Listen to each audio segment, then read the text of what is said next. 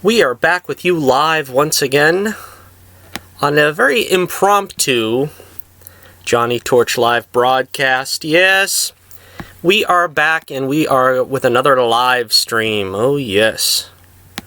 Love these live streams, huh? I get next to no views, but I will keep on doing them.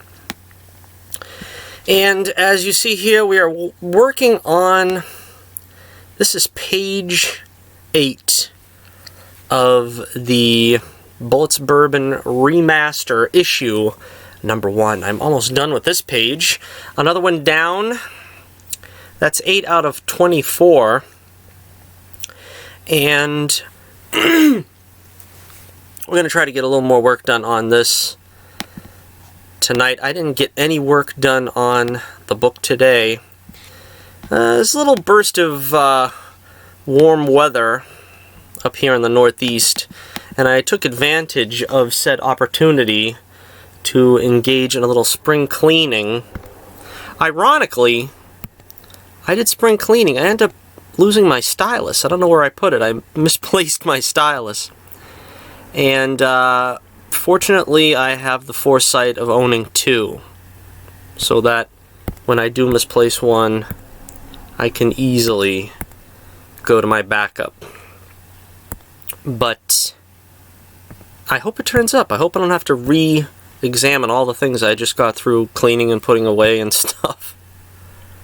That's always a bummer. Oh well.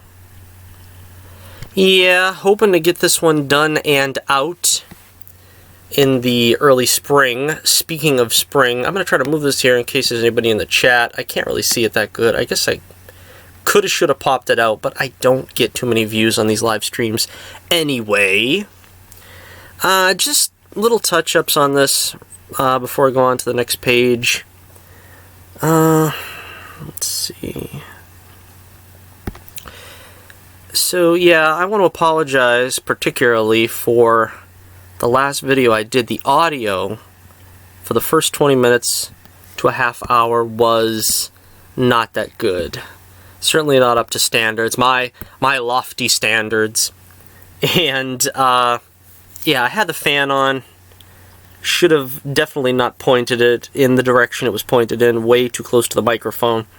So if you're going to watch that video with the very comely Alison Brie on the front, see, that's where I made my mistake. See, when you've got an alluring babe on the thumbnail, and then you have terrible audio for the first half hour, then you've kind of lost any goodwill that you would have garnered otherwise. But watch the video. I mean, you're going to miss me talking about the musical aspects, which I pretty much doubt people come to my channel to listen to anyway. But just to briefly recap, if you didn't want to sit through the wind tunnel, the wind tunnel sound of the last video, Genesis are returning to tour. First touring the UK, and then they will hopefully, although it is not official, it is pretty much a foregone conclusion, they're going to come to the States. And I would love to see them. I haven't seen them live, and they're my favorite group of all time, as everyone knows. Anyone that knows me knows I am a Phil Collins fanatic. So that is something I am truly looking forward to. Also, we were talking about Huey Lewis and his, sadly, his hearing problems that have caused him to sort of retire.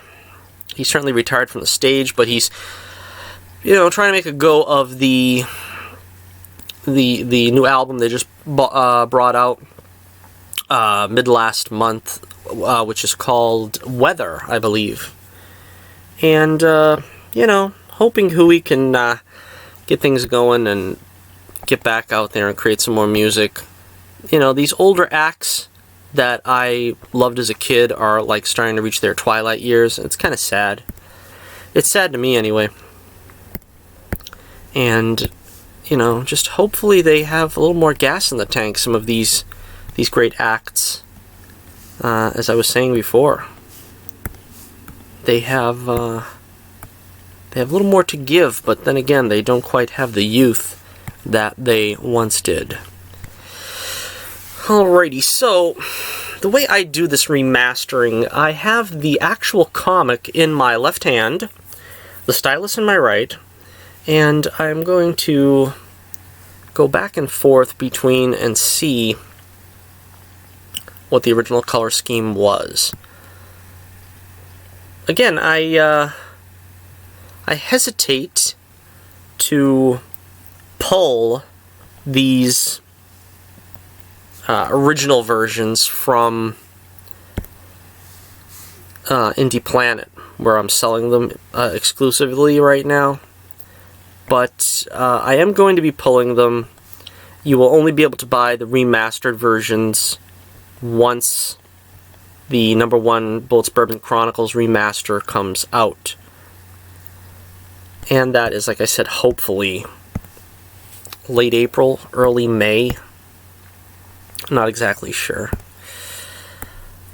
But, you know, if you consider this to possibly be a collector's item, the original versions, you're going to want to get your hands on them soon. Like I said, particularly the other issues, I haven't sold too many of them. The first issue, of course, always sells pretty well, which is the reason why I'm remastering it, because I want people to, you know, you want to get off on the right foot. You want to be able to say, well, the first one is indicative of what you're going to get in the other ones, and if the case is that it doesn't look anything like the subsequent issues, yeah, you're not really putting your best foot forward. So the idea was to remaster the first issue. Again, I'm still wondering if I'm going to do an Indiegogo about this. I have to really push. I have to really push this time. I did an Indiegogo once before, and I didn't really do a whole lot with it. I just promoted it on Twitter. But I've got to start working on getting Streamlabs, I guess, is the software of choice, so to speak, where you can have guests on, you can guest on other shows and so forth. Yeah, problem is I never have the time. As it is, it's 10 p.m. here, if you're watching this live, and I just screwed that up somehow, I don't know how. Yeah, I don't have too much free time today to even do as much work as I would have liked on the book. Yep, still waiting on hearing a few more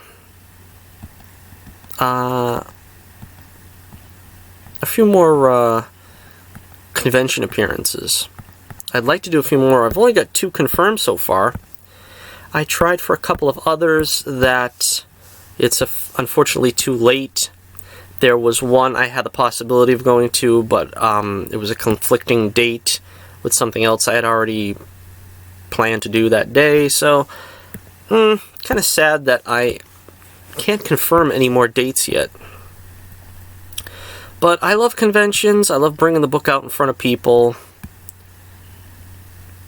One of the things I've got to do as well that is on my to-do list before the convention season starts is I'm going to get one of those Square readers so that I can take credit cards now.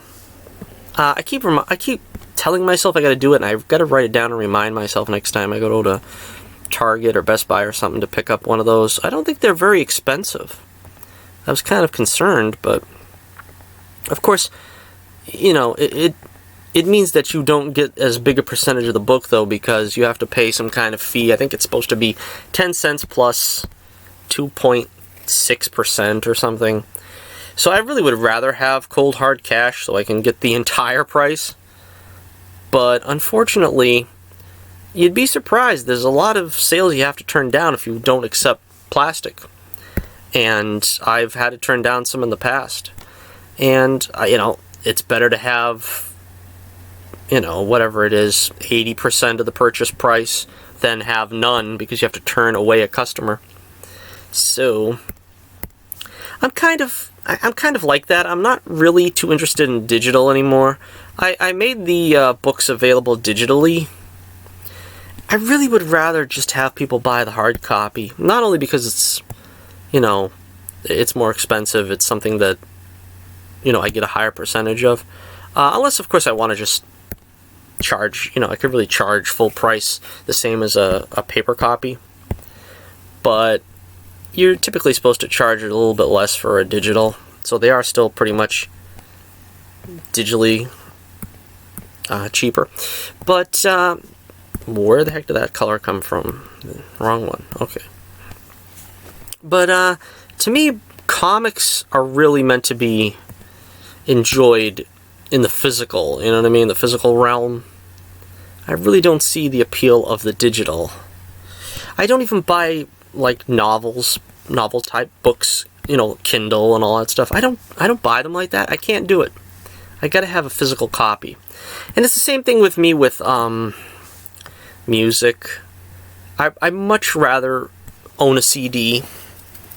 I much rather own a DVD. I don't like to have streaming as the sole option. I like the feeling that you own a piece of media, you know what I mean? It's not just there that you're sort of perpetually renting it. And, you know, once you buy the comic, it's yours. You know, you could do with it as you will. Hopefully you don't burn it. Hopefully you don't line the bird cages with it. But it's yours. You can do that if you want, because you paid for it. That's been my outlook. Seems like there's an influx of book burnings when it comes to comics, at least. Yeah. Do I want to get into that again? Nah, I don't think so. Let's try to keep a positive outlook here. Let's try to be positive altogether. Can we all be positive? Can we agree that we can all be positive? I don't like the way this looks. I'm going to fix this. This semicolon here or whatever it is. Yeah, don't look right to me. Some of these little things I'm still altering, but... So, yeah, it is what it is. What are you going to say? Nothing you can do much about it. It's kind of like the Hatfields and the McCoys. It's just going to go on endlessly unless you just tune it out. Tune it out. We should all be like Bob Ross. That's what this show's going to be like. These live streams, these art streams. Happy little trees. That's what I'm going to do. We're just going to color happy little trees. And, you know, everybody likes the drama, though. Drama sells. You know, I'm as guilty of it as the next person. Indulging in watching these drama streams and what have you. But this is the way to be. At peace, in tune with nature and yourself, God. That's the way man was meant to live. Yeah. I don't know, I kind of still don't like the way that looks. Oops. I don't like drawing digitally. That's another thing I need to do. I need to draw on paper, but of course this is a remaster, so I don't really have much choice. It kind of looks a little more like what I was thinking. Pull this up a little more. So, yep. Of course, Bullets Bourbon's universe is ever expanding. I'm hoping to get the 7th issue done, as I'm always saying. I'm always harping on it. I want that 7th issue out yesterday. I want it out toot sweet. And it is going to be a lot of fun. It's an exciting tale. And when I say that Bullets is going to try to defeat Carrot Top or die trying, I'm not using much hyperbole there. There is going to come a reckoning between the two of them. And that's what's really great about... That's why I love doing, you know, serialized comics and stuff. You just keep building upon the previous story until you get to a fevered pitch. And that's where we find Bullets and Carrot Top's, you know, rivalry, so to speak. It's built up to a fevered pitch at this point. We've seen them go against each other in the first issue. We've seen them go against each other in the 3rd story. Now it's time to see where all that you know, resentment and frustration, where it all comes crashing down on both of them, and only one will survive. Is that possible? Could this be the end of Bullets Bourbon? Is this the end of the adventures of Bullets Bourbon, Private Eye?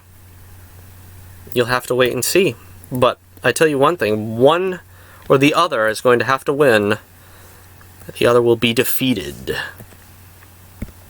And then we have, like, the concept of Bullets retiring. So even if Bullets wins, that could be the end of it. That could be the end of the series, because he wants to retire, because he's so fed up with losing all the time.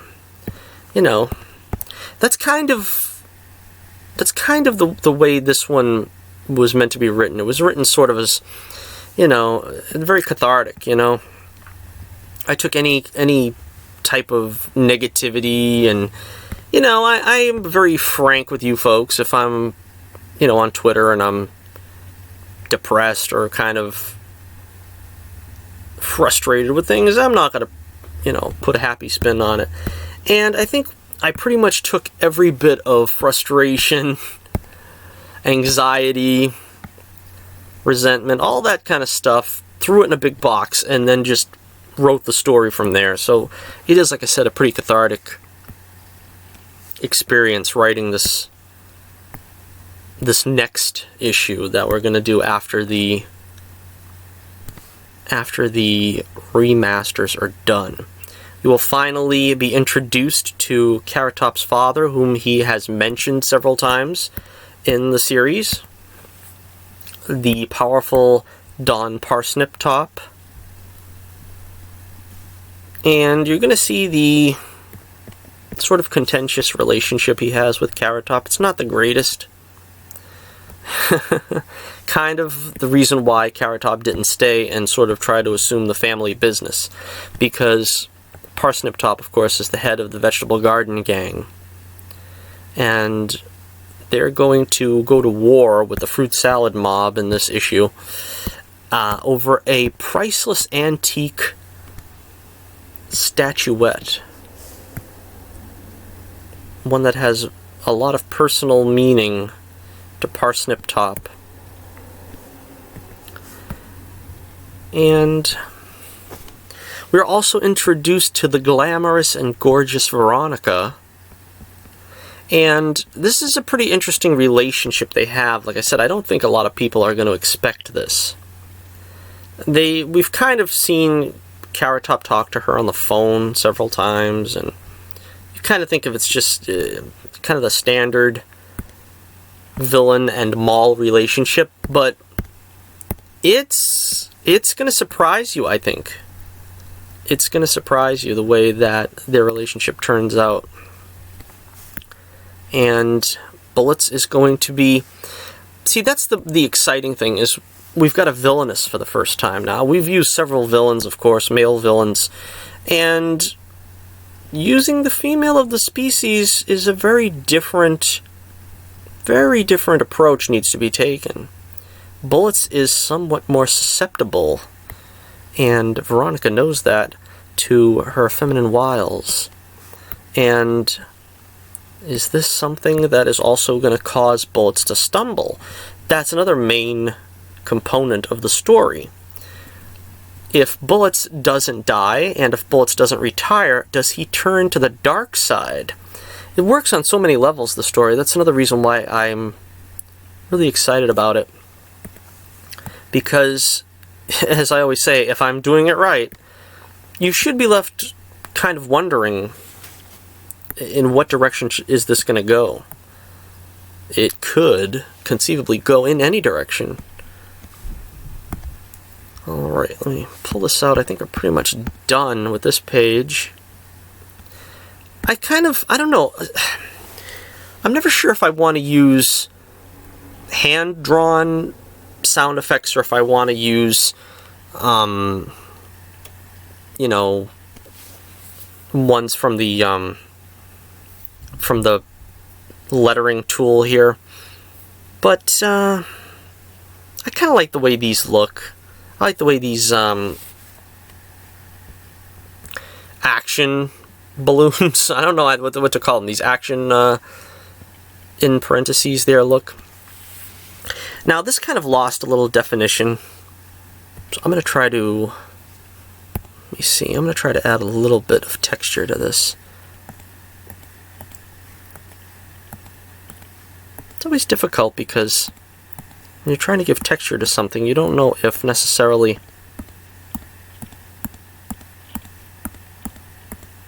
it's the kind of texture that people will know what it is. Like this, for instance, is just a big old bush. It's a big old tree bush. Shrubbery, so to speak. And I hope I'm... You can only hope you're getting that across. In the artwork, that to me does look pretty good. Let's see, just another check. I don't know if I like this, the way the donut box looks. I can't really fix it though because I don't know if I can rotate the letters. So maybe I'll just try to clean this a little bit. I'm not sure. Donut King, yeah, I guess that's a Stark City. It's a Stark City staple. I guess kind of like, you know, DC has the Big Belly Burger or something. Yeah, I think that gets the point across. I don't want the letters to be looking like they're connected, but as I always say, you do the best you can, and that's all you can do. Whoops. But yeah, this is Snake Lips. He's one of my favorite. He's one of my favorite thug characters here that is in the employ of Carrot Top. I think I might have told the story before, but he was actually one of my first creations when I was a kid. I colored an Incredible Hulk coloring book, and for whatever reason, I colored the guy's lips green, and I think his eyes yellow, and I just called him Snake Lips, and I wrote underneath it his name was Snake Lips. And, you know, being 10 years old, whatever. And then 2 or 3 years later, when I came to doing this first issue of Bullets Bourbon, that was a character that was in my mind that I actually created before any of my others. And so it's my oldest character that I created is actually Snake Lips here on the right. I probably could have made him a much bigger villain than he is. He's sort of a hench person. He's not really that important in the grand scheme of things, but he's got a great look. And of course he's got the hissing vocabulary, which is a lot of fun. So I kind of changed the look of the car from the original book. The original car, the police car, was colored blue and white, but there was a lot of blue in this shot already. There's a lot of blue. There's the night sky background, which is sort of a blue that I had to brighten a little bit more than I would have liked, because the policeman uniforms are dark blue. So, you know, it's blue on blue, and it would have been blue on blue on blue. So you gotta break it up at some point. So I had to make the police car black, which is actually probably what most police cars are. I don't think many of them are navy blue like the original version was. But yeah, I'm gonna sign off on this one. It's all set. And let me open up page 9 for the next exciting episode. Let's see. And we will get to work on this one very soon. Let's see. Yeah, this looks like it also needs some touch-up still. I don't know if I finished touching this up. Some of the fuzzy lines and stuff. Again, like I said, a lot of work needs to be done on this too. But yeah, we're getting at it. We're getting at it slowly but surely. And yep, not much more to talk about here. I guess I'm gonna end it here in just a moment. We'll see if we can come up to a half hour. but the cleanup is kind of even more boring than the coloring. At least the coloring, it brings it to life. That's kind of the excitement factor for me, is seeing it brought to life, the color. I can't do comics in black and white.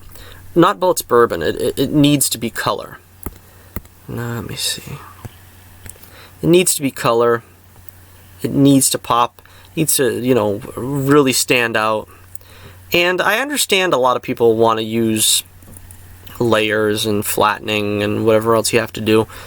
But the Bullets Bourbon world is very stark, very, you know, just flat colors. It's not meant to be a lot of layers, a lot of shades, a lot of, you know, it's supposed to be very colorful. It's supposed to be very out there and cartoony. And of course, I hope it gets made into a cartoon. It would make a great cartoon. And it was based, my artwork was based a lot on the Bruce Timm style art from Batman, the animated series. Of course, the whole DC animated universe all looks so great. And that's what my interests were as a kid. I was not really particularly into the 90s comic scene. It started losing me. I wasn't that interested in comics anymore at that point. And what I was interested in was the comic book versions of Batman, the animated series, and Superman, which Superman I don't think lasted that long. They at least kept the Batman animated series book going for a while. And it seemed like at a point there they were going to sort of, I don't know if Tim or Dini stepped in and said, no, you know, don't answer these questions. Because in Gotham Adventures, I believe, which was the name of the book, they were going to answer questions like, whatever happened to the Phantasm? Like, what happened to Andrea Beaumont, you know? She was last seen with the Joker.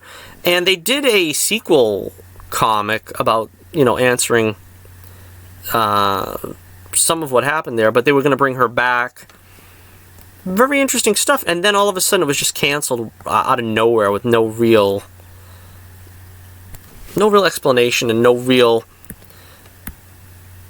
inkling that it was going to be, you know, brought back at some point to answer these questions. Of course, now, like I did in the most recent Torch News Roundup, it looks like they are going to bring back, at least in some capacity, the original timeline of Batman the Animated Series for